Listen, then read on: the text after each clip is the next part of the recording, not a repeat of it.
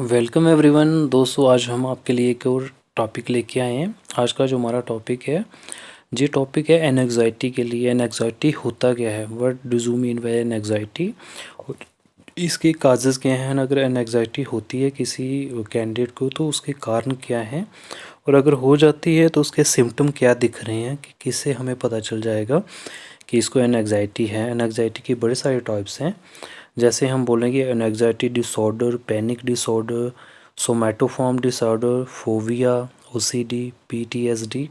ये सारे जो डिसऑर्डर हैं इनके सिम्टम क्या दिखेंगे कि कैंडिडेट को इनमें से कोई ना कोई जो डिसऑर्डर हुआ है। तो दोस्तों बिना टाइम गवाए हम स्टार्ट करते हैं। तो दोस्तों हम बात करते हैं एनएग्जाइटी। एनएग्जाइटी होता क्या है दोस्तों? एनएग्जाइटी एक फीलिंग है जिसमें जो कैंडिडेट है वो डरता है, फियर रहता है, ड्रेड रहता है, और इजीनेस नहीं रहती, अनइजीनेस नहीं होता है। जैसे वो पहले एक नॉर्मल कोई पर्सन है वैसे रहता है, बिल्कुल वैसा उसका नहीं रहता है। एनएग्जाइटी मैं दोबारा बता दूं, एक फीलिंग है, वो हमेशा डरता रहता है, ड्रेड रहता है, अनइजीनेस रहती है। इट में कॉज यू टू स्वेट, इससे उससे स्वेट पसीना आ जाता है, वो रेस्टलेस फील करता है, टेंस रहता है हमेशा, and have a rapid heart beat, और उसका बड़ी तेज़ी से जो हर्ट है वो बीट करता है। It can be a normal reaction, जो नॉर्मल रिएक्शन टू स्ट्रेस भी हो सकता है। For example you might feel anxious when faced with a difficult problem. आप बड़ा अनएग्जियस फील करेंगे जब आप इस तरीके की प्रॉब्लम में रहेंगे। Before taking a test, means कि टेस्ट करवाने से पहले या रेस्ट लेने से पहले, आप बिफोर मेकिंग अन इम्पॉर्टेंट डिसीजन लेने से पहले जो है आप बड़ा एनर्जियस हो जाएंगे कि आपको कौन सी प्रॉब्लम है। इसके अलावा अगर बात करें दोस्तों इस तरीके में प्रॉब्लम क्या क्या रह सकती है कैंडिडेट को, मैं दोबारा बता दूं, एनएग्जाइटी एक सब्जेक्टिव सेंस है जिसमें वो कैंडिडेट बड़ा अनईज, ड्रेड, फॉरवर्डिंग रहेगा, and can indicate a primary, ये प्राइमरी कंडीशन रहेगी उससे की साइकियाट्री की। Anxiety can be describe as a uncomfortable, वो कंफर्टेबल नहीं, उसकी फीलिंग नहीं रहेगी, वो डरता रहेगा। फिजिकल सेंसेशन की अगर बात करें तो उससे वो डरता रहेगा।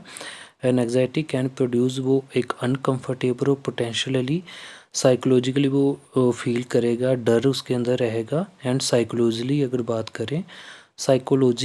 बात करें, वरी रहेगा और फीलिंग ऑफ थ्रेट रहेगा। और फिजियोलॉजिकली अगर बोलें तो उसमें शॉर्टनेस ऑफ ब्रीथ, जहाँ तो सांस बड़ी कम आएगी, जहाँ बड़ी ज़्यादा आएगी। इसके अलावा अगर बात करें और हम इसको तरीके से देख सकते हैं कि इसकी जो क्लासिफिकेशन है, एनएग्जाइटी डिसऑर्डर की जो क्लासिफिकेशन है, इनको डिवाइड किया गया है। Generalise anxiety disorder, panic disorder, phobia disorder, जहाँ फिर पीटीएसडी जिसको हम बोलते हैं पोस्ट ट्रॉमिक स्ट्रेस डिसऑर्डर, जहाँ फिर ओसीडी ऑब्सेसिव कंपल्सिव डिसऑर्डर। तो दोस्तों आगे हम बात करें तो इस तरीके से हम बोल सकते हैं कि जब जनरलाइज एनएग्जाइटी डिसऑर्डर की जो सिम्टम है उसको डिफ़िकल्टी इन स्लीपिंग, सोने में प्रॉब्लम रहती है, इनइरिटेबल रहती है, इम्पेयर कंसंट्रेशन रहती है, मसल में दर्द रहती है।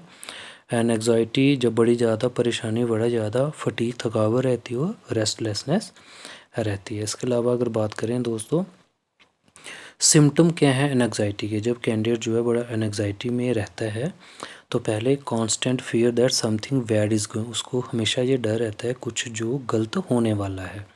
सोने में डिफ़िकल्टी, डीजीनेस रहता है, बड़ी परेशानी रहती है, इरिटेबिलिटी रहती है, हार्ट बीट बड़ी तेज़ हो जाती है, रेस्टलेसनेस फील करता है, स्वेटिंग रहती है, और मसल में टेंशन्स रहती हैं। अब काजेज़ क्या हैं जो एनएग्जाइटी के, अगर बात करें दोस्तों पहले हम बात कर लेते हैं जो टाइप्स है साइकोलॉजिकल डिसऑर्डर। एक बार दोबारा बात करें, anxiety disorder, panic disorder, somatoform disorder, phobia, OCD या पीटीएसडी। पहली हमारी जो है एनएग्जाइटी की अगर बात करें तो ये एक डिसऑर्डर है जिसमें मोर देन टेम्पररी वरी, जो एक बंदा नॉर्मल लाइफ में थोड़ी परेशानी होती है जो उससे कुछ ज़्यादा ही होती है, उससे ज़्यादा ही डर होता है। For a person with anxiety disorder, the anxiety does not go away and can get worse over time, ये एक टाइम में नहीं जाएगी बल्कि उससे ज़्यादा प्रॉब्लम में रहेगी।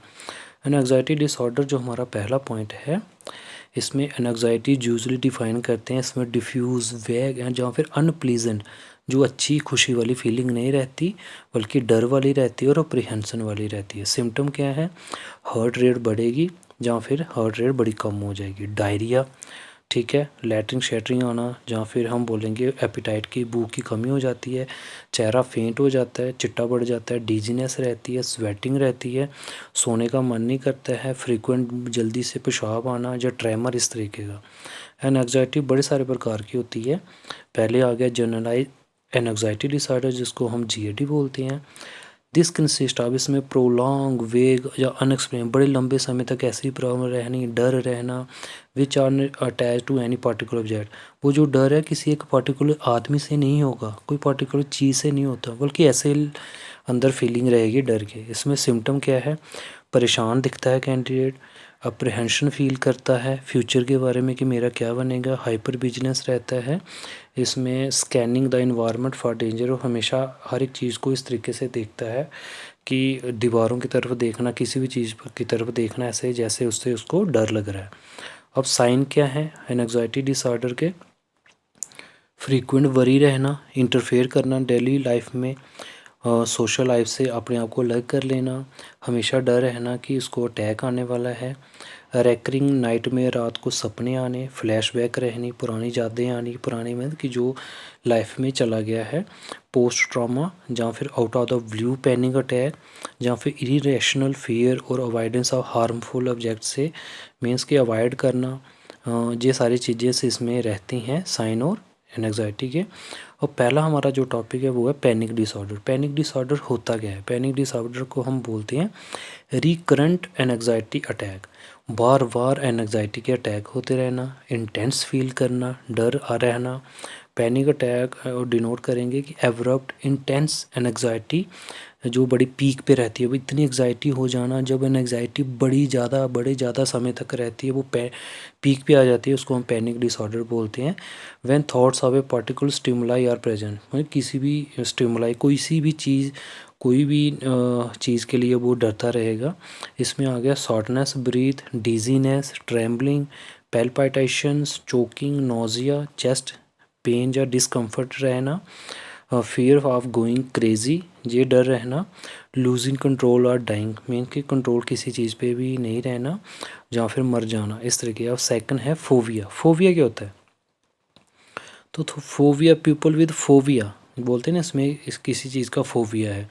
फोबिया इररेशनल फियर, वो रैशनल जैसे वो डर है वो नहीं, जो एक इररेशनल फियर है ना रिलेटेड टू किसी स्पेसिफिक चीज़ से, किसी बंदे से या सिचुएशन से। फोबिया अपन डेवलप ग्रेजुअली, ये धीरे धीरे स्टार्ट होता है, मीन्स कि अचानक स्टार्ट विद जनरल मीन्स कि पहले जो वाली जो हमारी GAD थी, जनरल एंग्जाइटी डिसऑर्डर, उसी के साथ ये भी स्टार्ट हो जाता है। लोग जो है स्केयर टू क्लाइंब हाइट, वो हमेशा डरते रहेंगे कि कुछ हाइट से क्लाइंब नहीं करना है। अफ्रेड ऑफ डीप वाटर, गहरे पानी में नहीं जाना है। इन एन एलिवेटर, कई हाइट में नहीं जाना है। कैन बी ग्रुप, इनको 3 कैटेगरी में पाया गया, एक फोबिया, स्पेसिफिक फोबिया, एक सोशल फोबिया और एगोरोफोबिया। स्पेसिफिक फोबिया क्या है, जो मोस्ट कॉमन है, जो एक इरेशनल फियर है, किसी जानवर से डरना या फिर किसी स्पेस जगह से डरना। सोशल फोबिया हो गया किसी डर रहना, एम्बैरसमेंट, मुझे परेशानी होगी, मुझे शर्मिंदगी होगी दूसरों से बात करने में। एगोरोफोबिया ये तब होता है जब कैंडिडेट जो है वो डरता है अनफेमिलियर, जहाँ से वो पहले नहीं गया है उस जगह पे जाना, अनफेमिलियर जगह पे जाना जहाँ फिर डरता है, अफ्रेड ऑफ देयर होम, अपने घर से भी। नेक्स्ट हमारा हो गया OCD। तो दोस्तों OCD क्या है, OCD होता है obsessive compulsion disorder, unable to control their. जी तब होता है जब वो अपनी प्री ऑक्यूपेशन, जो पहले काम धंधा है, उसमें अपने आप को मीन्स की कंट्रोल नहीं कर पाता है। इसके अलावा specific idea, unable to prevent them self from repeating a particular, अपने आप को बचा नहीं पाता, हर एक चीज़ जो है पर्टिकुलर एक्ट या सीरीज या एक्ट से अपने आप को बचा नहीं पाता है, बार बार वही करता है। इससे अफेक्ट ये पड़ता है कि वो किसी भी नॉर्मल एक्टिविटी को कैरी नहीं कर पाता है।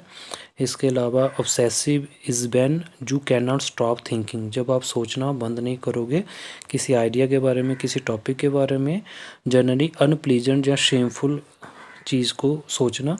थर्ड आ गया कंपल्सिव। क्या है, कंपल्सिव एक अर्ज है कि रिपीट करना या परफॉर्म करना कोई बिहेवियर या एक्ट ओवर एंड ओवर, बार बार एक चीज़ को लेके बैठ जाना।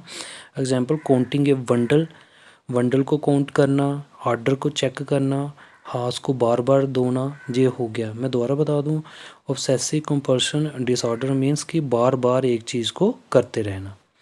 ठीक है। अब पोस्ट ट्रॉमिक PSTD जो रहता है, पोस्ट ट्रॉमिक स्ट्रेस डिसऑर्डर बड़ा ही रेयरली है जब लोग जो है नेचुरल डिजास्टर से, मीन्स कि कुछ ऐसा हो गया हो कि नेचुरल डिजास्टर में, फ्लड में या अर्थक्वेक में या सुनामी में या लड़ाई में या टेररिस्ट अटैक या मेजर एक्सीडेंट ये एक्सपीरियंस करता है, तो ये इस तरीके का डिसऑर्डर आता है। सिम्टम हमेशा सपने या पुराने जो हो गया है ये प्रॉब्लम, उसकी फ्लैशबैक आना, empire concentration and emotional numbing रहना, ये भी इसमें है। इसके बाद आ गया सोमैटोफॉर्म डिसऑर्डर। ये वो कंडीशन है जहाँ पे फिजिकल सिम्टम जो है वो तो रहेंगे ही रहेंगे, physical symptom despite no absence of any physical disease. Physical symptom ऐसे